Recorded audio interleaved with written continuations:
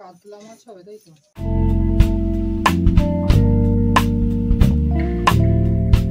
নমস্কার বন্ধুগণ, welcome back to the channel. বেলা চা খেতে বসছি, বাড়িতে পৌঁছে গেছি। তে এখন ফোনে রিলস করতে দেখতে ব্যস্ত। রান্নার প্রস্তুতি পর্ব চালু হয়ে গেছে।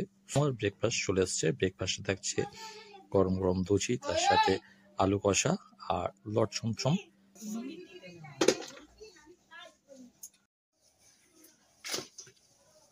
কাতলা মাছ হবে তাই।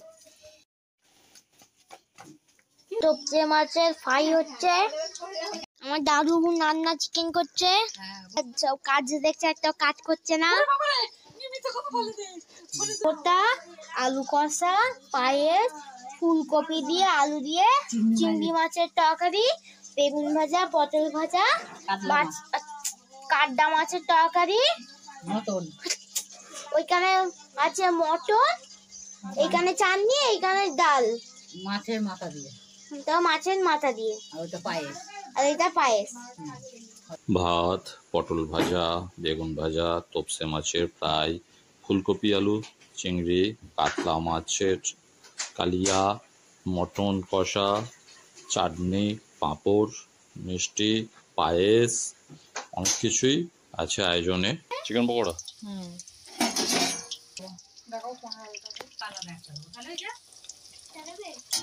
দেখো, আমি ওকে এরকম চারটে কিনেছি, এরকম কালারের, ওকে গ্রিন কালার দিয়েছি, আর একটা ছুরি দিয়েছে সাথে।